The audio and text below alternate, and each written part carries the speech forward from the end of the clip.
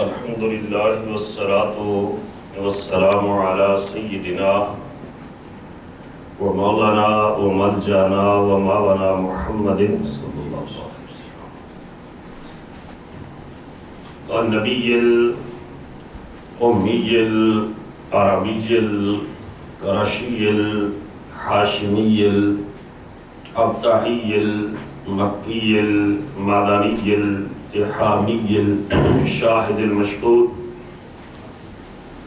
الولی المقرب اما بعد فاعوذ باللہ من الشیطان الرجیم بسم اللہ الرحمن الرحیم قال اللہ تبارک و تعالی فی القرآن المجید والفرقان الحمید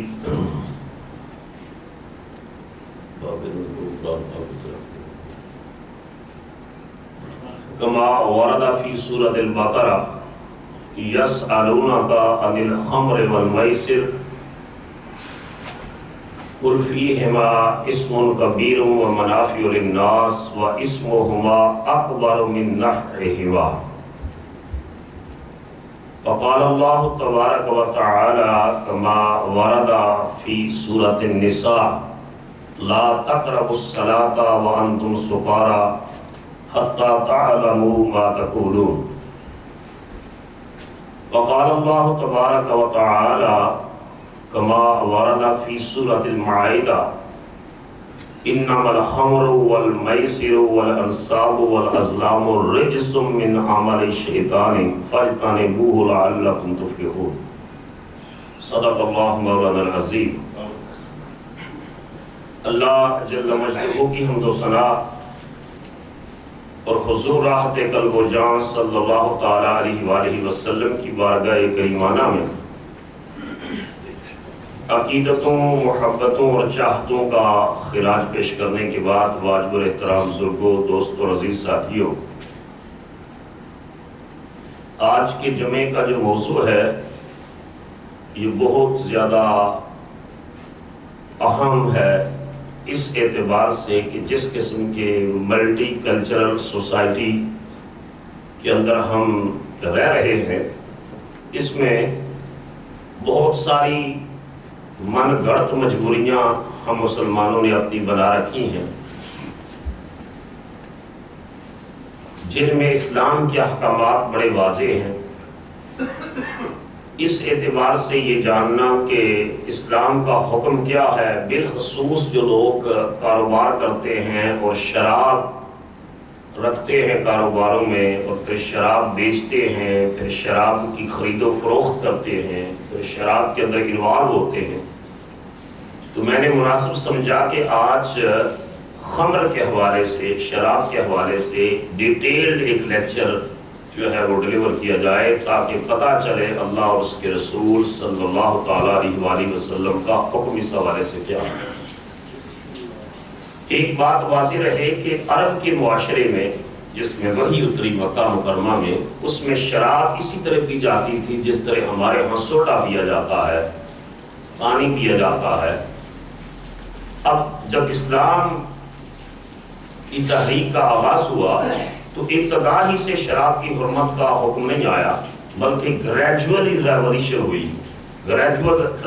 ہوئی، تدریجاً وہی اتری۔ 13 سال مسلمان مکہ مکرمہ میں رہے، بولیے کتنا عرصہ؟ 13 سال، لیکن شراب کے حرام ہونے کا حکم نہیں آیا۔ اب کوئی ایمان کی حالت میں نماز بھی پڑھ رہا ہے، شراب بھی پی رہا ہے، تو اس کے اوپر کوئی قدغن نہیں کی، کیونکہ اللہ کی طرف سے اس کے حرام ہونے کا حکم نہیں آیا۔ ہاں کچھ طبیعتیں ایسی نفیس اور بڑی پاکیزہ طبیعتیں تھیں جنہوں نے اسلام قبول کرنے سے قبل بھی اس شراب کا ایک گھونٹ بھی نہیں پیا۔ اللہ پاک نے ان کی فطرت کو اس طرح پاکیزہ رکھا کہ اسلام سے قبل بھی وہ پاک تھے، اسی وجہ سے شاید اللہ نے ان کو اسلام کے لیے بھی منتخب فرما دیا۔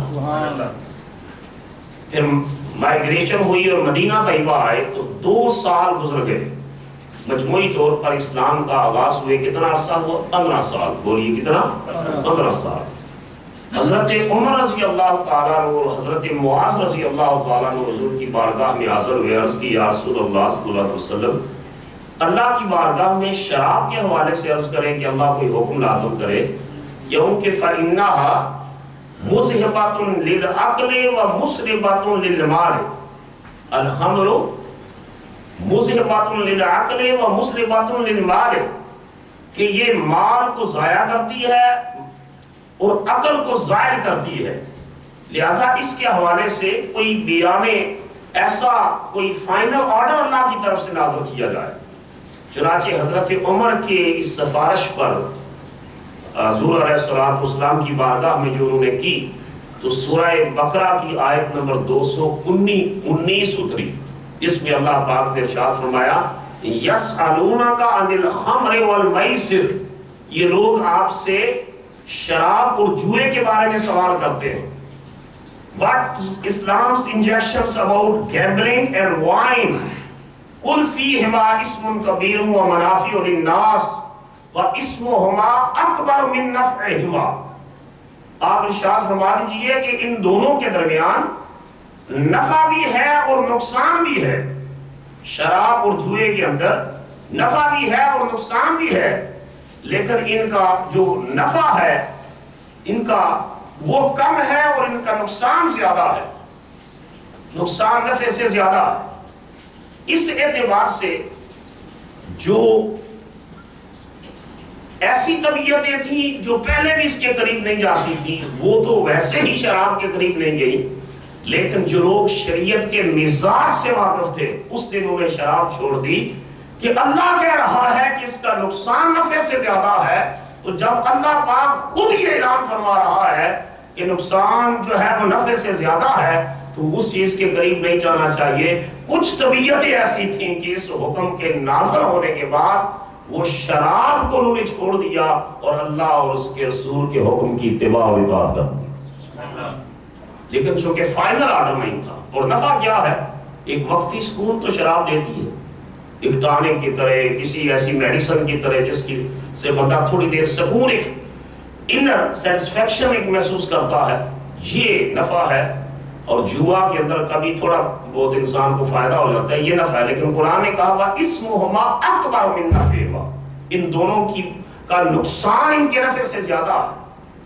اب جب یہ آیت اتری تو حضرت عمر فاروق رسول اللہ صلی اللہ علیہ وسلم نے بلایا اور بلا کر یہ 219 آیت سورہ البقرہ کی تلاوت کی ان کی سامنے. حضرت عمر کا ایک اپنا مزاج تھا. رسول اللہ صلی اللہ علیہ وسلم نے فرمایا لو کان بعدی نبیا لکان عمر، اگر میرے بعد نبوت ختم نہ ہوتی تو اللہ عمر کو اپنا نبی بنا کر مبعوث فرماتا. لیکن چونکہ نبوت رسول اللہ پر ختم ہوگی، اب قیامت تک حضور کے بعد کوئی اور نبی بولو سارے کوئی اور نبی نہیں آئے گا. اس وجہ سے لیکن ان کا جو مزاج تھا اس کے اندر یہ تھا. قرآن کی کوئی 20 کے قریب ایسی آیتیں ہیں. حضرت عمر نے حضور کی بارگاہ میں مشورہ عرض کیا ہے، اللہ پاک نے اسی مشورے کو وحی کی صورت میں اپنے رسول پر نازل فرما دیا. سبحان اللہ. تو جب یہ آیت اتری حضور نے بلایا حضرت عمر کو، صحابہ کو، اور سامنے یہ آیت کہ حضرت عمر نے یہ مشورہ دیا تھا کہ اللہ کی بارگاہ میں عرض کرے کہ شراب کے بارے میں کوئی حکم نازل کرے. تو جب حضرت عمر کو بلا کر یہ آیت تلاوت کی تو حضرت عمر نے اس پر بس نہیں کیا، چونکہ آیت کے اندر فائنل آرڈر نہیں تھا حرام ہونے کا.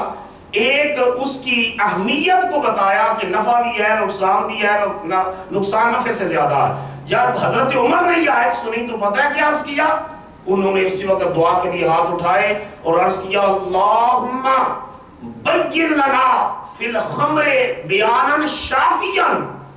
اے اللہ شراب کے بارے میں تو نے حکم تو نازل کیا ہے لیکن یہ حکم یہ بیان نہیں کرتا کہ یہ حرام ہے یا ایسی ہے، تو ایک فائنل آرڈر نازل کر. حضرت عمر رضی اللہ تعالیٰ عنہ اپنے مزاج کے مطابق دعا مانگتے ہیں، اللہ اپنی ذات اقدس اور اپنی حکمت کے مطابق مصطفیٰ پر وحی نازل فرماتا ہے. 2 سال گزر گئے، 4 ہجری کا زمانہ آ گیا. مجموعی طور پر اسلام کی تحریک کو شروع ہوئے 17 سال بیت گئے. ایک چونکہ امام تھے جنہوں نے شراب پی اور شراب کی حالت میں نماز کا وقت ہو گیا، نماز پڑھا دی اور نماز میں سورہ قل یا ایھا الکافرون جو ہے ان کو انہوں نے غلط پڑھا، اس کو الٹ پڑھا. اس کے بعد پھر یہ دوسری آیت نازل ہوئی. دوسری آیت 4 ہجری کو سورہ نساء کی آیت نمبر جو ہے وہ 43 نازل ہوئی، لا تقربوا الصلاۃ وانتم سکارا، تم نماز کے قریب نہ جاؤ جب تم نشے کی حالت میں ہو، یعنی نشے کی حالت میں، کیونکہ ممکن ہے کہ وہ شخص اللہ کی تعریف کرنے کی بجائے ایسا جملہ کہہ دے جو کفر اور شرک کو لازم کرتا ہو، لہذا فرمایا لا تقربوا الصلاۃ وانتم سکارا، نشے کی حالت میں ہو تو اس وقت نماز کے قریب نہ جاؤ، یہاں تک کہ تم یہ نہ جان لو کہ تم کیا کہہ رہے ہو، جب تک ڈسکریمنیٹ نہ کر سکو، جب تک ڈیفرینشیٹ نہ کر سکو، اس وقت تک نماز کے قریب نہ جاؤ۔ تو دوسرا حکم نازل ہوا، حضور نے علیہ السلام نے حضرت عمر کو بلایا اور یہ آیت کریمہ تلاوت کی 2004 ہجری کو۔ حضرت عمر نے پھر یہی عرض کیا، اللہم بین لنا فی الخمر بیانا شافیا، یا اللہ شراب کے بارے میں ایک واضح بیان نازل فرما۔ چنانچہ 2 سال مزید گزر گئے، 6 ہجری کا زمانہ آ گیا، 13 سال مکہ مکرمہ کے، 6 سال مدینہ طیبہ کے، مدینہ طیبہ کے 6 سال، مجموعی طور پر 19 سال گزر گئے۔ وہ لوگ جو کھانے کے ساتھ بھی شراب پیتے، چلتے پھرتے بھی شراب پیتے، جو شراب جن کی گھٹی میں رچی بسی ہوئی تھی، اب اسلام نے آہستہ آہستہ ان کے مزاج کو شراب سے ہٹایا اور شراب کا نشہ ختم کر کے صحبت مصطفیٰ کا نشہ ان کے اوپر غالب کیا، قرآن کی تلاوت کا نشہ غالب کیا، ذکر کا نشہ غالب کیا، عبادت کا نشہ غالب کیا، اللہ کی تسبیحات کا نشہ غالب کیا۔ چنانچہ 6 ہجری کو فائنل آرڈر نازل ہوا، سورہ المائدہ کی آیت نمبر 90 نازل ہوئی، انما الخمر والمیسر والانصاب والازلام رجس من عمل الشیطان فاجتنبوہ لعلکم تفلحون۔ اللہ نے فرمایا کہ شراب جو ہے، جوا اور پانسا بازی اور جو تیر نکالے جاتے ہیں، فال نکالنے کے لیے تیر پھینکے جاتے ہیں، کہا یہ ساری چیزیں حرام ہیں، من اعمال الشیطان، شیطانی کام ہے، فاجتنبوہ، ان سے بچ جاؤ لعلکم تفلحون، تاکہ اللہ تمہیں دونوں جہانوں کی کامیابیاں عطا فرمائے۔ اب فائنل آرڈر جب نازل ہوا تو حضور علیہ السلام نے حضرت بلال سے فرمایا، بلال مدینہ طیبہ کی گلیوں میں اعلان کر دو کہ اللہ پاک نے شراب کو حرام کر دیا ہے، بولو شراب کو حرام کر دیا۔ تو روایات کے اندر آتا ہے کہ جس طرح فلڈ آتا ہے، جس طرح سیلاب آتا ہے، اس طرح مدینہ کی گلیوں میں شراب کے مٹکے پھینکے گئے اور شراب گرائے گئے۔ لیکن آل آف سڈن اس کی امپلیمنٹیشن اور ایگزیکیوشن کس طرح ہوئی؟ آل آف سڈن جس مجلس میں شراب رکھی ہوئی تھی اور سرائیاں منہ کے قریب تھی، جب خدا کا حکم نازل ہو گیا تو انہوں نے سرائیاں پٹک دی۔ انہوں نے کہا اللہ اور اس کے رسول نے منع فرما دیا ہے، ہم اس ام الخبائث کے قریب جانے کا تصور بھی نہیں کر سکتے۔ رسول اللہ صلی اللہ علیہ وسلم نے اس کو ام الخبائث کہا ہے۔ تمام خباثتوں اور برائیوں کی جو جڑ ہے وہ شراب ہے۔ بولیے وہ کیا ہے؟ وہ وائن ہے۔ Any kind of alcoholic beverage falls under this category۔ ہر وہ چیز، حتیٰ کہ حضرت سیدنا عثمان غنی رضی اللہ تعالیٰ نے جمعے کا خطبہ دینے کے لیے تشریف لائے، اور جمعے کا خطبہ حضرت سیدنا عثمان غنی نے کس سے شروع کیا؟ آپ نے بنی اسرائیل کے عبادت گزار برسیس نامی ایک عبادت گزار تھا بنی اسرائیل کا، اس کے واقعہ سے سیدنا عثمان غنی خلیفہ ثالث رضی اللہ تعالیٰ نے جمعے کا خطبہ اپنی خطاب تقریر شروع کی۔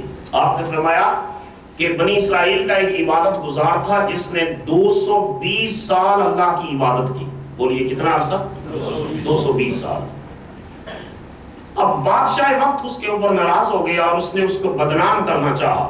60,000 اس کے شاگرد تھے، شہرت اس کی عام ہو گئی۔ بادشاہ نے چاہا کہ اس کی شہرت کو کم کیا جائے، اس نے اس کو کسی جو ہے کریمنل ایکٹیویٹی کے اندر جو ہے انوالو کرنا چاہا۔ اس نے ایک خاتون کو بھیجا جس کے پاس شراب بھی تھی اور ایک بچہ بھی تھا۔ وہ اس کی عبادت گاہ میں چلی گئی اور جا کر اس کو کہنے لگی کہ یا تو میرے ساتھ بدکاری کر، یا اس بچے کو قتل کر دے، یا یہ شراب پی لے، اگر ان تینوں میں سے تجھے اختیار ہے جو کام کرنا چاہے کر لے۔ اگر تو نے ان تینوں میں سے ایک کام بھی نہ کیا تو میں تجھے باہر جا کر شور مچاؤں گی کہ اس نے میرے ساتھ جو ہے دست درازی کی کوشش کی ہے۔ اب وہ عابد 220 سال عبادت کی غار میں اور 60,000 جس کے فالورز تھے، اب اس نے سوچا کہ بدکاری بھی بہت بڑا گناہ ہے، بچے کا قتل بھی بہت بڑا گناہ ہے، کمپیریٹیولی اس سے جو چھوٹا گناہ ہے وہ شراب پینا ہے۔ چنانچہ اس کی عقل پر پردہ پڑا اور اس نے شراب پینے کا ارادہ کر لیا۔ سیدنا عثمان رضی اللہ تعالیٰ نے اپنے خطاب میں ارشاد فرمایا، لوگوں اس شخص نے جب شراب پی تو شراب کے نشے میں دھت ہو گیا، اور اس کے نتیجے میں جب وہ دھت ہوا تو اس نے اس عورت سے بدکاری بھی کر ڈالی اور اس بچے کو بھی قتل کر ڈالا۔ اس وجہ سے رسول اللہ صلی اللہ علیہ وسلم نے اس کو ام الخبائث، تمام گناہوں اور خباثتوں کی جڑ اور بنیاد قرار دیا ہے۔ شراب کے اندر انوالو ہونا، شراب کا پینا، شراب کا پلانا، شراب کا سرو کرنا۔ آگے جا کر میں عرض کرتا ہوں 10 آدمی ایسے ہیں جس کو رسول اللہ صلی اللہ علیہ وسلم نے لعنت فرمائی ہے جو شراب کے اندر انوالو ہوتے ہیں۔ باقاعدہ حدیث پاک کی اس میں آپ کی خدمت میں عرض کرتا ہوں۔ تو 3 آیات میں نے پڑھی، بولیے کتنی؟ سارے بولو 3 آیتیں۔ سورہ البقرہ 219 نمبر آیت، سورہ نساء آیت نمبر 43 اور سورہ المائدہ آیت نمبر 90۔ پھر اللہ پاک نے آیت نمبر 91 کے اندر ارشاد فرمایا، انما یرید الشیطان ان یوقع بینکم العداوۃ والبغضاء فی الخمر والمیسر۔ شیطان یہ چاہتا ہے کہ شراب کے ذریعے اور جوئے کے ذریعے تمہارے درمیان دشمنی ڈال دے، بغض اور عناد ڈال دے، تمہارے درمیان اختلافات ڈال دے، وَيَصُدَّكُمْ عَنْ ذِكْرِ اللَّهِ، اور تمہیں نماز اور اللہ کے ذکر سے روکنا چاہتا ہے۔ فَهَلْ أَنْتُمْ مُنْتَهُونَ، کیا تم نماز سے رکنے والے ہو؟ کیا خدا کے ذکر سے رکنے والے ہو؟ کیا اللہ کی یاد سے رکنے والے ہو؟ جب یہ آیت اتری حضرت عمر فاروق نے مجمع عام میں عرض کیا خدا کی طرف دیکھ کر، انتہینا انتہینا انتہینا، اے اللہ ہم باز آگے باز آگے باز آگے، اب تیرا حکم چلے گا، شیطان شکست کھا جائے گا اور رحمان کا حکم پریویل کر جائے گا۔ حضرت عمر رضی اللہ تعالیٰ تو پہلے بھی سمر خبائث کے قریب نہیں جاتے تھے، لیکن چونکہ ان کی بار بار رسول اللہ صلی اللہ علیہ وسلم کی بارگاہ میں بھی درخواست تھی اور اللہ سے بھی دعا کرتے رہے، اللہم بین لنا فی الخمر بیان شافیہ، چنانچہ اللہ پاک نے ان کی سفارش پر رسول اللہ پر وحی نازل کرتا ہے۔ اور جب یہ بات اتری کہ قرآن نے کہہ دیا ہے کہ شراب حرام ہے، جوا حرام ہے، اور شیطان یہ چاہتا ہے کہ شراب اور جوئے کے ذریعے، گیملنگ کے ذریعے، وائن کے ذریعے، الکوہلک بیوریج کے ذریعے تمہارے درمیان دشمنی، نفرت اور عداوت کو پیدا کر دے، فَهَلْ أَنْتُمْ مُنْتَهُونَ، اور تمہیں نماز سے روکنا چاہتا ہے، خدا کے ذکر سے روکنا چاہتا ہے، فَهَلْ أَنْتُمْ مُنْتَهُونَ۔ قرآن نے سوال کیا کیا تم رکنے والے ہو؟ صحابہ نے کہا ہم سب کچھ چھوڑ سکتے ہیں، خدا کا ذکر اور نماز نہیں چھوڑ سکتے۔ کچھ ایسے اسکالرز پیدا ہوئے جنہوں نے کہا قرآن نے حرام کا لفظ نہیں کہا شراب کے حوالے سے۔ 4 چیزیں قرآن نے کٹھی حرام کی۔ شراب، بولیے کیا؟ شراب۔ دوسرا والمیسر، جوا، جوا ہر قسم کا جوا، یہ گیمبلنگ، یہ جو ہر ویکینڈ کے اوپر چلے جاتے ہیں نا اٹلانٹک سٹی، ان کو بھی اس چیز کے بارے میں سوچنا چاہیے۔ ہر قسم کا جوا، ہر قسم کی گیمبلنگ، ہر قسم کا، اور میسر کا مطلب ہے آسانی۔ اسلام کبھی بھی نہیں چاہتا، یہ جو انٹرسٹ کو حرام کیا ہے اسلام نے، سود کو، اس کے حرام کرنے کی وجہ یہ ہے کہ اگر ایک آدمی کے پاس $1 ملین ہے اور رکھ دے انٹرسٹ کے اوپر اور 10% 15% انٹرسٹ دیتا رہے، وہ خود تو حد حرام ہو جائے گا۔ اسلام نہیں چاہتا کہ سوسائٹی کی اور اسٹیٹ کی منی جو ہے اور ریونیو ہے کچھ لوگوں کی پاکٹ میں جاتا رہے، بلکہ اس کی گردش چاہتا ہے۔ اور جوئے کے ذریعے بھی ایک آدمی آسانی سے بہت سارا زیادہ پیسہ کما سکتا ہے۔ اس وجہ سے ہر وہ ایکٹیویٹی جو انسان کو اس سے معطل بنا دے، اس کی سرگرمیوں کو محدود کر دے، اس سے منع کر کے کہا ہے کہ جب انسان اللہ کی راہ میں رزق حلال کی تلاش میں قدم اٹھائے گا تو اس کا وہ قدم بھی اللہ کی بارگاہ میں عبادت میں شمار کیا جائے۔ ایک کسان جب ہل چلاتا ہے اور پھر اس کے اندر بیج گندم کا ڈالتا ہے، اور رسول اللہ صلی اللہ علیہ وسلم نے ارشاد فرمایا ایک پرندہ آتا ہے، وہ پرندہ گندم کا وہ دانہ چن لیتا ہے، وہ چپ جاتا ہے، فرمایا اللہ اس پر بھی کسان کو صدقے کا ثواب عطا فرماتا ہے۔ تو رزق حلال عین عبادت ہے، اور جوئے کے ذریعے اور سود کے ذریعے چونکہ بغیر محنت کے پیسہ مل جاتا ہے، اس وجہ سے ان چیزوں سے منع فرما دیا۔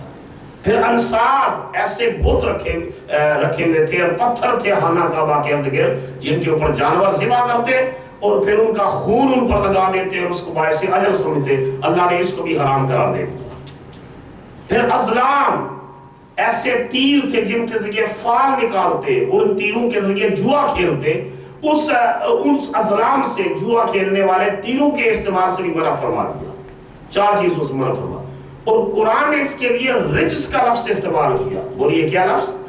رجس۔ کچھ لوگ کہتے ہیں کہ اللہ نے حرام کا لفظ استعمال نہیں کیا، حالانکہ رجس کے بارے میں تحقیق علماء نے بیان کی ہے، یہ جو پاخانہ ہوتا ہے اس کو رجس کہتے ہیں۔ تو قرآن میں چونکہ بڑی عورت اور مرد کے معاملات کے بارے میں قرآن نے لمس کا لفظ استعمال کیا کہ جب مرد عورت کو چھوئے، اب اتنا خوبصورت لفظ صرف خدا کا قرآن ہی بیان کر سکتا ہے کہ اس کو اگر ماں کے سامنے بیٹا پڑھ رہا ہے قرآن کا ترجمہ اور بیٹی بھائی کے ساتھ بہن بیٹھی ہے وہ پڑھ رہی ہے تو ان کی طبع نازک کے اوپر گراں نہ گزرے، اتنے خوبصورت الفاظ قرآن نے بیان کیے ہیں کہ جن سے مفہوم بھی واضح ہو جائے اور نازک طبیعتوں کے اوپر کوئی بوجھ بھی نہ پڑے۔ یہ خدا کے کلام کی خوبصورتی ہوا ہے۔ تو رجس کا لفظ استعمال کیا کہ اس سے زیادہ جو ہے گندی چیز شراب سے زیادہ اور جوئے سے زیادہ کوئی نہیں ہے۔ اب اس کے بارے میں چونکہ قرآن نے کہا کہ یہ شیطانی کام ہے، بولو کیا کام ہے؟ شیطانی کام ہے، اور شیطانی کام حلال ہوتا ہے یا حرام ہوتا ہے؟ بولو سارے۔ قرآن نے کہا کہ نماز اور ذکر سے روکتی ہے، اور نماز اور ذکر سے روکنا حلال ہے یا حرام ہے؟ بولو نا اونچا بولو۔ حرام ہے۔ بے شمار پہلو سے اگر جائزہ لیا جائے تو یہ شراب اور جوا یہ کلیئرلی حرام ہے، اور نبی پاک صلی اللہ تعالی علیہ وسلم نے ارشاد فرمایا کہ شراب کن کن چیزوں سے بنتی ہے؟ قال رسول اللہ صلی اللہ علیہ وسلم، صحابی کہتے ہیں نعمان بشیر رضی اللہ عنہ کہتے ہیں سمیت رسول اللہ صلی اللہ علیہ وسلم یقول، میں نے رسول اللہ کو یہ فرماتے سنا، ان الخمر من العصیر والزبیب والتمر والحنطۃ والشعیر والذرۃ، رسول اللہ صلی اللہ علیہ وسلم نے فرمایا 6 چیزوں سے شراب بنتی ہے۔ بولو کتنی؟ 6۔ سارے بولو کتنی؟ 6 چیزوں سے شراب بنتی ہے۔ ان الخمر من العصیر، جو انگور کا شیرہ ہے، انگور کا شیرہ اس سے شراب بنتی ہے، رسول اللہ صلی اللہ علیہ وسلم نے فرمایا۔ والزبیب، اور کشمش سے شراب بنتی ہے۔ والتمر، کھجور سے شراب بنتی ہے۔ والحنطۃ، جو سے شراب بنتی ہے۔ والشعیر، گندم سے شراب بنتی ہے، اور کنگنی سے شراب بنتی ہے۔ 6 چیزوں سے رسول اللہ صلی اللہ علیہ وسلم نے فرمایا شراب کشید کی جاتی ہے، تیار کی جاتی ہے، بنائی جاتی ہے۔ وَإِنِّي أَنْهَاكُمْ عَنْ كُلِّ مُسْكِرٍ، اللہ کے نبی نے فرمایا میں محمد صلی اللہ علیہ وسلم تمہیں ہر نشاور چیز سے منع فرماتا ہوں، کیونکہ اللہ پاک نے ان ساری چیزوں سے منع فرما دیا۔ تو یہ صرف اسلام کے اندر ہی حرام نہیں ہے، بائبل کے اندر بھی حرام ہے، کرسچینٹی میں بھی حرام ہے، جوڈائزم میں بھی حرام ہے، تمام ڈیوائن ریلیجنز جو ہے ان کے اندر شراب کا پینا پلانا اس کو حرام قرار دیا گیا ہے۔ جو لیونگ بائبل ہے اس کے مطابق یہ لفظ موجود ہے بائبل کے اندر، The Lord instructed Aaron، اللہ پاک نے ہارون علیہ السلام کو حکم دیا، اللہ نے ہارون کو حکم دیا Don't drink wine or strong drink lest you die، جب تک مرنے کا خطرہ نہ ہو شراب کے قریب نہ جاؤ۔ اللہ نے ہارون علیہ السلام کو، بنی اسرائیل کو حکم دیا کہ شراب کے قریب نہ جاؤ جب تک مر جانے کا خطرہ نہ ہو۔ اور اگر ایسا خطرہ ہو کہ انسان کے پاس کوئی پینے کی چیز نہیں، یہ بائبل کی بات کہہ رہا ہوں، اور زندہ رہنے کے لیے اتنا ایک دو گھونٹ جس سے وہ مرنے سے بچ سکے، اس کی اجازت دی۔ اور قرآن نے کہا دس رول، بائبل میں کہا گیا this rule applies to your sons and all your descendants from generation to generation. Your duty is to arbitrate for people and your duty is to differentiate between holy and ordinary, between pure and impure.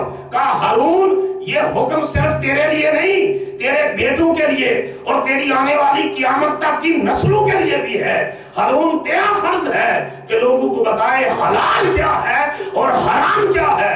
ہر نبی اس کی تعلیم دیتا رہا یہاں تک کہ خدا کے حکموں کی تکمیل آ کر ہمارے آقا محمد مصطفیٰ صلی اللہ تعالیٰ علیہ وآلہ وسلم۔ تو ہر قسم کی شراب اور جوا، چاہے وہ جوا خانہ چھوٹا ہو، چاہے وہ لاٹری کی شکل میں ہو، چاہے وہ جوا خانہ بڑا ہو، ہر قسم کے شراب اور ہر قسم کے جوئے سے اور ہر قسم کی پانسا بازی سے اللہ اور اس کے رسول نے منع فرمایا۔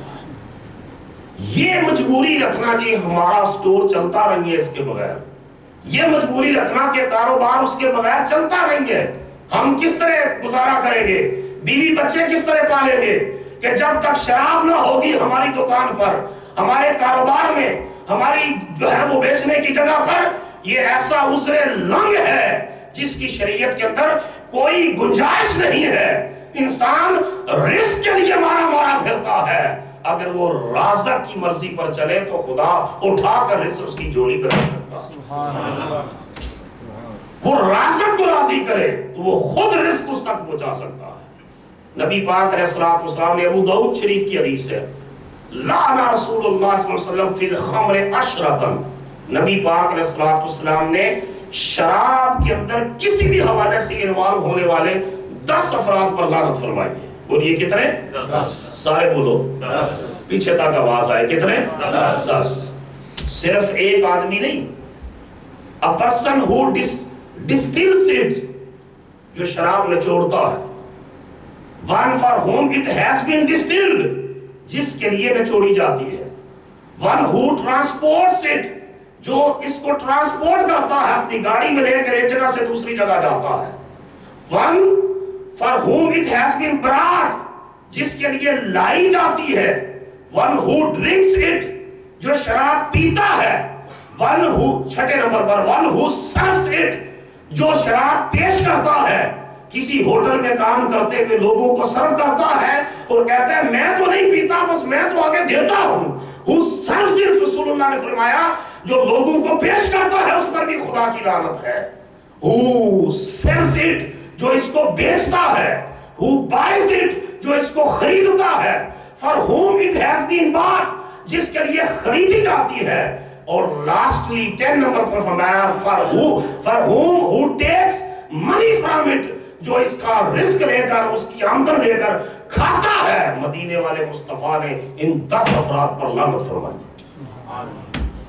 حدیث دکھانا میری ذمہ داری ہے، دین کا درس دینا میری ذمہ داری ہے، عمل کرنا نہ کرنا یہ تو ہر انسان کا اپنا نصیب ہے۔ اور جب میں یہ بات کرتا ہوں تو کسی ایک فرد یا کسی ایک جماعت یا کسی ایک گروپ یا کسی ایک خاندان کی بات نہیں کرتا، میں جب بھی بات کرتا ہوں خدا کے اور مصطفیٰ کے حکم کی بات کرتا ہوں، تاکہ وہ میرے اوپر بھی اپلائی ہو اور آپ کے اوپر بھی اپلائی ہو اور سب سارے افراد پر اپلائی۔ تو کتنے افراد پر لعنت فرمائے؟ بولو سارے 10۔ پہلا جو نچوڑتا ہے، بناتا ہے، کشید کرتا ہے، مینوفیکچر کرتا ہے۔ دوسرا جس کے لیے نچوڑی جاتی ہے۔ تیسرا جو لے کر آتا ہے ایک جگہ سے اپنی گاڑی سے دوسری جگہ پہنچاتا ہے۔ چوتھا جس کے لیے لائی جاتی ہے۔ پانچواں جو پیتا ہے۔ چھٹا جو سرو کرتا ہے، پیش کرتا ہے، دیتا ہے، اور ساتواں جو بیچتا ہے، آٹھواں جو خریدتا ہے، نواں جس کے لیے خریدی جاتی ہے، دسواں جو اس کی منی کھاتا ہے، پیسہ کھاتا ہے۔ It means any person who is involved from any aspect in alcoholic beverage falls under the category of that person for whom Allah's curse has been fallen. اس پر اللہ کی لعنت اور اللہ کی جو ہے وہ قرض اس انسان کے اوپر according to حدیث نبوی, according to سنن ابو داؤد شریف. اور نبی پاک علیہ الصلوۃ والسلام نے اللہ کی قسم اٹھا کر کہا فوالذی نفسی بیدہ فوالذی نفسی باسنی نبی بالحق کے. حضور نے فرمایا اس رب کی عزت کی قسم جس نے محمد کو سچا نبی بنا کر بھیجا. اونچا بولو نا ذرا سبحان اللہ. ساری رات میں نے لگائی ہے موضوع تیار کرنے کے لیے, شاید ایک بندہ بھی سدھر جائے تو اللہ میری بھی بخشش کر دے اور آپ کی بھی بخشش کر دے. والذی باسنی نبی بالحق ما شرب الخمر الا ملعون فی التوراۃ والانجیل والزبور والفرقان. رسول اللہ نے اللہ کی قسم اٹھا کر کہا اس رب کی قسم ہے جس نے مجھ محمد کو نبی پر حق بنا کر بھیجا ہے کہ شراب پینے والا تورات میں بھی لعنتی تھا, انجیل میں بھی لعنتی تھا, اور زبور میں بھی لعنتی تھا, اور قرآن میں بھی لعنتی تھا. تمام الہامی کتابوں کے اندر قرآن, Bible, old testament, new testament, انجیل, زبور, تمام الہامی کتابوں کے اندر شرابی کے لیے لعنت جو ہے وہ نازل کی گئی ہے. کوئی اجازت. ایک دوست نے مجھے کہا کہ یہ کرسچن تو یہ سارا ان کا مذہب. میں نے کہا جس دن سے انہوں نے فیصلہ کیا کہ چرچ سیپریٹ ہوگا اور سٹیٹ سیپریٹ ہوگی, انہوں نے اٹھا کر بائبل کو پھینک دیا کہ لے جاؤ, یہ جو پریسٹ ہیں یہ چرچ کا حکم صرف جو ہے بائبل کا حکم چرچ کے اندر رکھے ہیں, یہ سٹیٹ کے اندر اور سٹیٹ کی فنکشننگ کے اندر اس کو انوالو نہ کریں, یہ صرف وہاں اس کو رکھے. یہی حالت آج ہماری مسلمانوں کی ہوگی. ہم تقریریں بھی کرتے ہیں, وعظ بھی سنتے ہیں, سارا کچھ کرتے ہیں, اس کی اپلیکیبلٹی, اس کی ایکسیکیوشن کے لیے جو ہے وہ ہم کوئی فکر نہیں کرتے کہ اللہ کا اس کے بارے میں حکم کیا ہے. اور ایک شخص نے, رسول اللہ نے فرمایا, وہ کہتا ہے میرا تو نے مر جانا ہے, وہی پیسہ جو شراب سے بن رہا ہے وہ بانیوں نے کھانا ہے, وہ بہنوں نے کھانا ہے, بیوی نے کھانا ہے, بچوں نے کھانا ہے, بچیوں نے کھانا ہے, خالہ کے بیٹوں نے کھانا ہے, چچا کے بیٹوں نے کھانا ہے, پچھلوں نے کھا جانا ہے. لیکن عذاب کس نے بھگتنا ہے؟ وہ جو اس کے اندر انوالو ہے, جو وہ اس کاروبار میں کر رہا ہے. اور رسول اللہ صلی اللہ علیہ وسلم نے ارشاد فرمایا کہ لا یزنی الزانی حینا یزنی وہو مؤمن ولا یسرق السارق حینا یسرق وہو مؤمن ولا یشرب الشارب الخمر وہو حینا یشرب وہو مؤمن. فرمایا کہ جب بدکاری کرنے والا بدکاری کرتا ہے تو ایمان اس طرح نکل جاتا ہے اس کے اندر سے, اس طرح ایمان نکل جاتا ہے اس کے اندر سے. یعنی ایمان کی حالت میں کوئی شخص اڈلٹری نہیں کر سکتا, ایمان کی حالت میں بدکاری نہیں کر سکتا. کہا رسول اللہ نے اس طرح اپنے دونوں ہاتھ جوڑے دوسری روایت میں, اور حضور نے اس طرح کھینچے. فرمایا جس وقت کوئی شخص بدکاری کے اندر چلا جاتا ہے ایمان اس طرح اس کے اندر سے جھٹ کے نکل جاتا ہے اور اس کے سر کے اوپر رہتا ہے جب تک وہ بدکاری کر کے پاک نہیں ہو جاتا, اس وقت تک دوبارہ ایمان اس شخص کے سینے میں داخل نہیں ہو سکتا. دوسرا فرمایا لا یسرق السارق حین یسرق وہو مؤمن. کوئی چوری کرنے والا جب چوری کرتا ہے, چاہے تھوڑی چوری کرے یا زیادہ چوری کرے, جب تک وہ چوری کے اندر انوالو رہتا ہے, فرمایا ایمان اس کے اندر نہیں ہوتا, ایمان اس شخص کے اندر سے نکل جاتا ہے. اور جب تک وہ چوری سے فارغ نہیں ہو جاتا ایمان باہر رہتا ہے. جب چوری سے فارغ ہو کر جو ہے پھر توبہ کرتا ہے تو دوبارہ ایمان اس کے اندر آتا ہے. اور تیسرا فرمایا جب شرابی شراب پیتا ہے تو جب تک شراب پیتا ہے ایمان اس کے اندر نہیں ہوتا, ایمان اس کے اندر سے خارج ہو جاتا ہے. جب تک شراب پینے کے بعد پاک نہ ہو جائے اور توبہ نہ کر لے ایمان اس کے اندر نہیں آتا. آپ اندازہ کر لیں اتنی بڑی حواست ہے شراب کہ جب شخص وہ پی رہا ہے تو ایمان سے محروم ہو چکا ہے. یہ اس صادق و مصدوق نبی نے کہا جس کے جانی دشمن بھی کہتے تھے محمد جھوٹ نہیں بولتے صلی اللہ علیہ وسلم. اونچا بولو نا صلی اللہ علیہ وسلم. انسائکلوپیڈیا آف برٹانیکا کا مقالہ نگار لکھتا ہے, وہ لکھتا ہے کہ دنیا کی تمام governments, all governments of the world try to reduce crime rate in their states.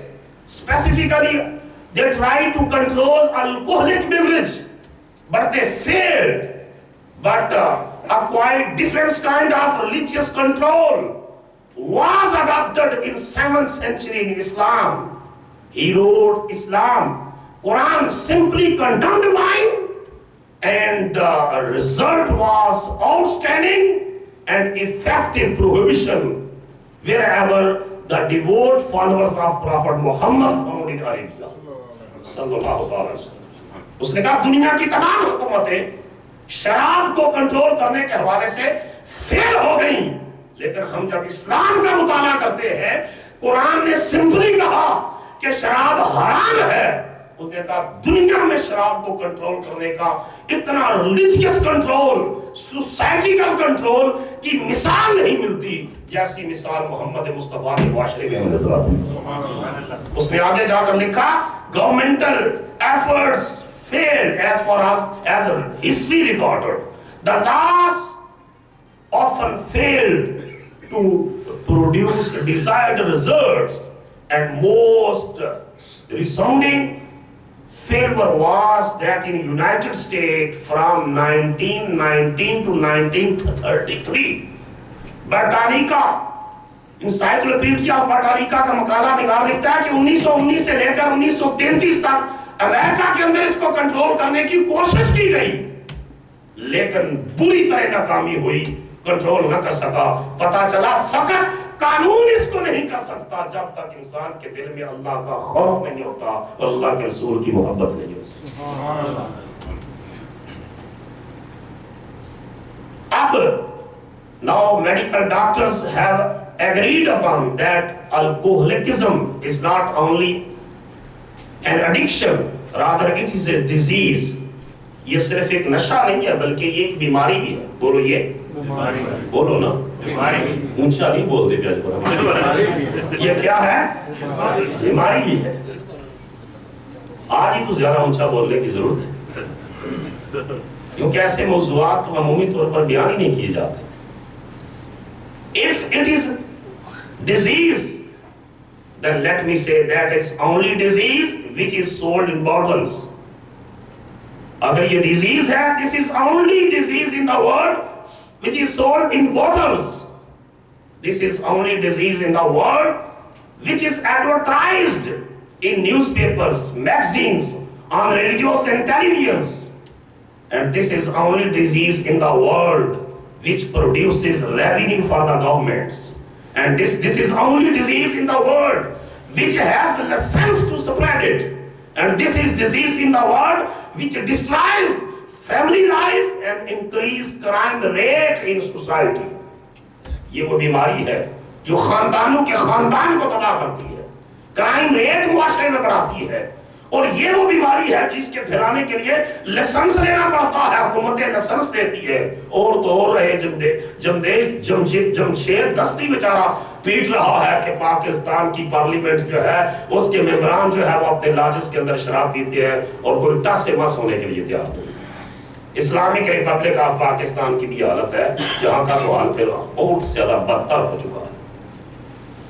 हमारे मेरा शरीफ के फाजल हैं, बड़े आलिम दीन हैं, मुफस्सिर कुरान हैं इंग्लैंड के अंदर। उन्होंने इंग्लैंड में एक लेक्चर दिया एक कॉलेज के अंदर about the prohibition of wine and alcoholic beverage. कहते हैं मैं लेक्चर दे रहा था तो एक औरत उठी, उसने कहा कि इस्लाम की what is wisdom behind this injection, इसके पीछे हिकमत और दानाई क्या है। आप देखते हैं यहाँ सड़क के ऊपर लिखा है don't drink when you drive and don't drive when you drink। जब ड्राइव कर रहे हो तो ड्रिंक ना करें, जब ड्रिंक कर रहे हो तो फिर ड्राइव ना करें। तो उसने सवाल किया कि क्या वजह है, तो उन्होंने जवाब दिया कि चूंकि इंसान के ऊपर रिस्पॉन्सिबिलिटीज हैं, जिम्मेदारियां हैं। अब वो जब रोड पे जा रहा है तो जिम्मेदारियां हैं और उसके लिए जरूरी है कि वो अपनी जान भी बचाए और दूसरे लोगों की जान भी बचाए। तो उसने कहा कि हाँ ठीक है, हमने लिखा होता है। उसने कहा आप सिर्फ उसको उस वक्त जिम्मेदार समझते हैं जब गाड़ी चला रहा होता है, इस्लाम उसको हर वक्त जिम्मेदार समझता है।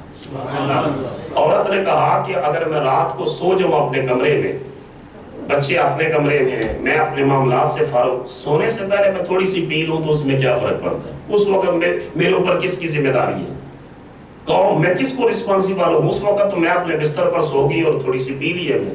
انہوں نے ارشاد فرمایا ٹھیک ہے اگر تو سونے سے پہلے پی لے گی تھوڑا سی تو اس وقت اگر گاڈ فاربڈ کہ تیرے گھر میں آگ لگ جاتی ہے اور تو نے کسی جو ہے وہ فائر ڈپارٹمنٹ کو کال کر دی ہے, آگ لگ گئی ہے گھر میں ایکسیڈنٹلی, تیرے بچے دوسرے کمرے میں ہیں اور تو شراب کے نشے میں دھت پڑی ہے, تو نہ اٹھ سکے گی نہ کال کر سکے گی, تو بھی چلے گی, تیری اولاد بھی چلے گی, تیرا گھر بھی چلے گا. پورے کالج کے کراؤڈ میں اس عورت نے اٹھ کر کہا اٹ ڈز میک سینس. اونچا بولو نا. اس نے کہا مجھے آج پتا چلا ہے کہ محمد مصطفیٰ کے دین کے اس حکم کے اندر کتنی دانش مندی اور گہرائی, آج پتا چلا ہے. اور اس نے وہاں کھڑے ہو کر توبہ. تو ہر رسول اللہ صلی اللہ علیہ وسلم کے زمانہ مبارک میں اس کے لیے کچھ اسپیسیفک پنشمنٹ نہیں تھی. لایا جاتا آدمی, اس کو 40 ڈنڈے مارے جاتے. پھر حضرت عمر کا زمانہ آیا. حضرت عمر نے بے شمار گورنمنٹل جو لاز لیجسلیشن کی, بہت سارے قوانین بنائے اور ان قوانین کی امپلیمنٹیشن کی. آج اسکینڈینیوین کنٹریز جو ہیں جن کو سیمبل آف ویلفیئر اسٹیٹ سمجھا جاتا ہے, یہ سارے کے سارے اپنے سسٹم کو عمر سسٹم کہتے ہیں. حضرت عمر نے بہت سارے ڈپارٹمنٹس آف گورنمنٹ جو ہے وہ تشکیل دیے, ایسے شعبے بنائے جس میں اب شراب کا جب کیس آیا تو انہوں نے کچھ ٹھڈے مارے, کچھ ڈنڈے مارے اور 40 کا عدد رسول اللہ کی عہد مبارک میں تھا مکمل کیا. ایک دن حضرت علی اٹھ کھڑے ہوئے, انہوں نے آرگومنٹس کیے. انہوں نے کہا اے عمر میرے نزدیک شرابی کی سزا 80 کوڑے ہے. کہا علی پروف کرو. حضرت علی نے کہا قرآن نے کہا ہے, قرآن نے جو حد پنشمنٹ ہے, کیا حد پنشمنٹ, حد punishment is specific punishment which is prescribed in the Holy Quran and Sunnah of Rasulullah sallallahu alaihi wasallam, while ta'zir is discretionary punishment. حد ایک پکی سزا ہے. چوری کرے گا تو ہاتھ کٹیں گے, بدکاری کرے گا اور بدکاری کرنے والا غیر شادی شدہ ہے تو اس کو جو ہے punishment with stones till death ہے, پتھر مار کر ہلاک کر دیا جائے. اور اگر شادی شدہ ہے, اگر غیر شادی شدہ ہے تو قرآن نے کہا 100 جلداسی جو ہے اس کو 100 کوڑے مارے جائیں گے. اب قرآن نے جو حدود بیان کی, پریسکرائبڈ پنشمنٹ بیان کی, ان میں قذف کی سزا ہے, قذف کی. ہمارے معاشرے میں اس کے اوپر کبھی زندگی میں موقع ملا تو پورا ایک لیکچر دوں گا. ایک شخص دوسرے مرد پر بدکاری کا الزام لگا دیتا ہے کہ جی یہ تو برا ہے, اس نے بدکاری کی ہے, جو عام ہے ہمارے معاشرے میں. اور ایک عورت دوسری عورت پر بدکاری کا الزام لگا دیتی ہے, یا خامد بیوی پر الزام لگا دیتا ہے, یا بیوی خامد پر الزام لگا دیتی ہے, یا دوست دوست پر الزام لگا دیتا ہے بدکاری کا. تو قرآن نے کہا ہے اس کو پروف کرنا ہے, اور پروف کرنا ہے with 4 witnesses, پروف کرنا ہے with 4 witnesses.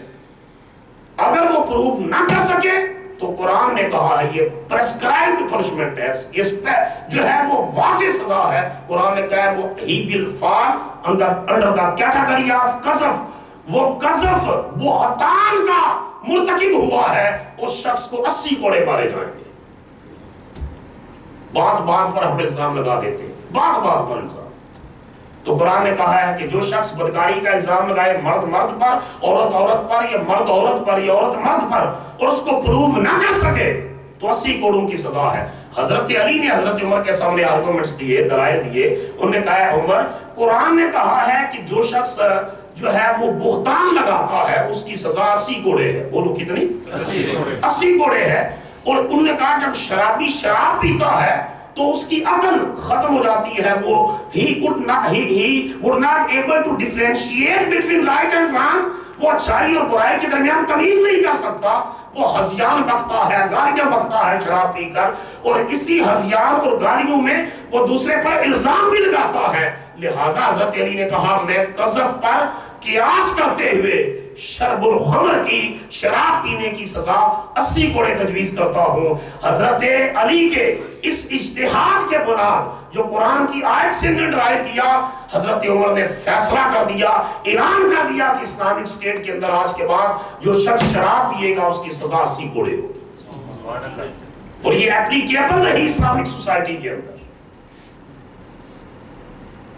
Let me conclude my topic. 3 مقامات کے اوپر اللہ پاک نے شراب کے حرام ہونے کا حکم دیا. یعنی کہ پہلا حکم آیا کہ نفع بھی ہے نقصان بھی ہے، فائنل آرڈر حرام کا نہیں تھا لیکن نقصان زیادہ۔ سورہ البقرہ آیت نمبر 219۔ پھر اللہ پاک نے دوسرا حکم نازل فرمایا سورہ نساء آیت نمبر 43، لا تقربوا الصلاۃ وانتم سکارا، شراب پی کر نماز کے قریب نہ جاؤ۔ اور پھر سورہ المائدہ آیت نمبر 90 کے اندر فائنل آرڈر کا جاری کر دیا کہ شراب اور جوا، ہر قسم کا جوا۔ ایک بندے نے کہا جی میں لاٹری ڈالتا ہوں، اگر نکلا ہی کہ میں جا کر مسجد بنوا دوں گا۔ میں کہا تیری مسجد اللہ محتاج ہے، تیری واسطے ہی اللہ جڑا انتظار پہ کرتا ہے، تیری لاٹری نکلے تو جا کر مسجد بنوائے۔ اللہ تعالیٰ طیب ہے۔ اگر کوئی شخص حرام کے پیسے سے زکات دیتا ہے تو حضور نے فرمایا اس کی زکات ٹھکرا دیتا ہے اللہ، کہ میں تیری پلید چیز کو قبول کروں۔ جب مسلمان نیک کمائی سے صدقہ دیتا ہے تو حدیث میں آتا ہے اللہ وہ صدقہ اپنے دائیں ہاتھ میں پکڑتا ہے۔ تو اللہ طیب ہے، لا یقبل اللہ طیبا، وہ پاک ہے اور پاک کے سوا کسی چیز کو قبول نہیں کرتا۔ حرام کی کمائی کی زکات بھی قبول نہیں ہے، صدقہ بھی قبول نہیں ہے، چیریٹی بھی قبول نہیں ہے، خیرات بھی قبول نہیں ہے۔ تو انسان یہ سوچے کہ اللہ تعالیٰ وہ چاہے اس سے لاٹری سے یا ایسی چیزوں سے اگر یہ کر لے گا تو کوئی اس کا فائدہ نہیں۔ یہ مسئلہ علماء کے سامنے رکھا گیا۔ ایک شخص کا پیسہ ہے سود کے اوپر پڑا ہوا، اب وہ توبہ کرنا چاہتا ہے، اس پیسے کا کیا کرے جو بینک میں پڑا ہے، اس کا سود چڑھ گیا ہے، اس کے اوپر چڑھ کر سود اتنا زیادہ ہو گیا، اب کیا کرے؟ انہوں نے کہا وہ لے کر غریبوں اور مسکینوں کو دے دے، بینک میں نہ رہنے دے، نکالے اور غریبوں اور مسکینوں کو دے دے۔ ساتھ کہا کہ وہ نہ ثواب کی نیت رکھے نہ اللہ نے اس کو ثواب دینا ہے۔ یہ سٹرکٹلی کہا، نہ ثواب کی نیت رکھے نہ اللہ نے اس کو ثواب دینا ہے، صرف یہ ہے کہ وہ چونکہ ادارہ فائنانشلی سٹرانگ ہوتا ہے، اس سے لے کر غریبوں مسکینوں جو معاشرے کے غریب محتاج ضرورت مند لوگ ہیں ان کو دے دے، نہ ثواب کی نیت رکھے نہ اللہ نے اس کو ثواب دینا ہے، کیونکہ ثواب صرف پاک چیز پر عطا کرتا ہے، حلال چیز پر عطا کرتا ہے، حرام چیز پر اللہ ثواب ہی نہیں عطا کرتا۔ حسن نیت کے ساتھ، صدق دل کے ساتھ، تو مومن ایک کھجور بھی صدقہ دیتا ہے، ایک کھجور بھی، تو میرا رب اس کے لیے جنت کے دروازے کھول دیتا ہے، جنت کے دروازے کھول دیتا ہے۔ حلال کی کمائی سے ذرا سی بھی وہ اس کمائی سے وہ کرتا ہے تو اللہ رب العزت اس کے اندر ایک، میں ختم کر چکا ہوں اور ختم کر رہا ہوں اپنے بات کو کنکلوڈ کر رہا ہوں، اور اس نیت کے ساتھ آج کا لیکچر دیا تاکہ ہم یہ جانیں یہ ملٹی کلچرل سوسائٹی، مدینہ طیبہ ملٹی کلچرل سوسائٹی تھی۔ Jews were over there, pagans were over there, non-believers were over there, Muslims were over there. Medina and Makkah were multicultural societies. But Sahaba, the companion of Rasulullah sallallahu alaihi wasallam, show the world this example to follow the instruction of Allah and His beloved Prophet Muhammad sallallahu alaihi wasallam. انہوں نے دنیا کو دکھا دیا کہ اللہ اور اس کے رسول کے حکم پر عمل کرنے کا طریقہ کیا ہوتا ہے، نمونہ کیا ہوتا ہے، دنیا کو دکھا دیا۔ کہ ایک شخص جو ہے وہ تاجر تھا، کسی سے قرضہ لیا اور وعدہ کر لیا کہ میں تجھے قرضہ فلان دن لوٹا دوں گا۔ جب اس شہر میں پہنچا جہاں اس نے جانا تھا، جا کر تجارت کی، لیکن وہاں سٹک ہو گیا، وعدہ قریب آ گیا، سٹک ہو گیا، وعدہ قریب آ گیا اور واپسی کے امکانات معدوم ہونے لگے۔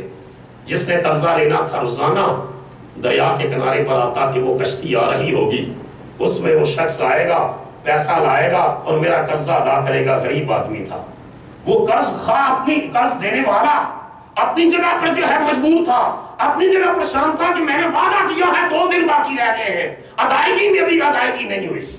اس نے کیا کیا، اس دور میں کوئنس ہی ہوتے تھے، کرنسی، پیپر کرنسی نہیں ہوتی تھی، سکے ہی ہوتے تھے۔ اس نے سکے لیے، ایک جو ہے وہ لکڑی کا جو ہے پھٹا اس کے اوپر جو ہے کپڑے میں باندھ کر رسی اس کے اوپر لگائی اور اس دریا کے حوالے کر کے اس نے کہا اے اللہ میں یہ قرضہ قرضہ تک پہنچانا چاہتا ہوں، میں تو نہیں پہنچاتا، تو پہنچا دے۔ سبحان اللہ، اونچا بولو سبحان اللہ۔ وہ روزانہ دریا کے کنارے پر آتا اور 7 پرچی لکھ دی، 7 پرچی اور اللہ کے سپرد کیا، میرے پروردگار میں تیرے حکم کو وائلیٹ نہیں کرنا چاہتا، یہ پہنچانا چاہتا ہوں، میں مجبور ہوں نہیں نہیں پہنچ سکتا واپس، وعدہ قریب آ گیا ہے، دن قریب آ گیا ہے، میرے پروردگار یہ تیری ذمہ داری ہے، تو پہنچا دے۔ اور قرض روز دریا کے کنارے پر آتا ہے تاکہ اس کی کشتی نظر آئے، وہ آئے اسے قرضہ وصول کروں، حتیٰ کہ ایگزیکٹ وہ دن آیا، وہ دریا کے قریب آیا، پریشان ہے کہ دن بھی آ گیا ہے، اس کی کشتی بھی نہیں آئی، وہ شخص بھی نہیں آیا، لیکن اسی دریا کے قریب تھا کہ وہ پھٹا پانی پر تیرتا ہوا اس کے قدموں کے قریب پہنچایا۔ اس پر بندھی ہوئی گتھری اس نے دیکھی، گتھری کھولی، اس سے اوپر رسی کھولی، دیکھا اندر رکا لکھا تھا میں خدا کے نام پر یہ چیزیں اللہ کے سپرد کر رہا ہوں، اللہ تجھ تک پہنچا دے۔ جب انسان حلال کے اندر انوالو ہوتا ہے، حلال کے اندر، تو اللہ کس طرح، قرآن پاک میں حضور نے، اللہ پاک نے ارشاد فرمایا اور حدیث پاک میں حضور نے ارشاد فرمایا کہ جو شخص اللہ سے ڈر کر حلال کماتا ہے، اللہ اس کو ایسی جگہ سے رزق عطا کرتا ہے جہاں سے وہ سوچ بھی نہیں سکتا، جہاں سے وہ سوچ بھی نہیں سکتا، اللہ ایسی ایسی جگہ سے رزق عطا کرتا ہے۔ ملنا وہی ہے جو نصیب میں لکھا ہے، چاہے حلال کے ذریعے لے لو یا حرام کے ذریعے لے لو۔ حرام کے ذریعے شارٹ کٹ سے لینا ہے اور حلال کے ذریعے تھوڑا سا لمبا چکر کاٹنا ہے تھوڑا سا، لیکن ملنا وہی ہے۔ ایک ٹکا، ایک پیسہ، ایک پینی بھی جو نصیب میں لکھا ہے اس سے زیادہ نہیں ملنا، صرف انتظار اور صبر ہے۔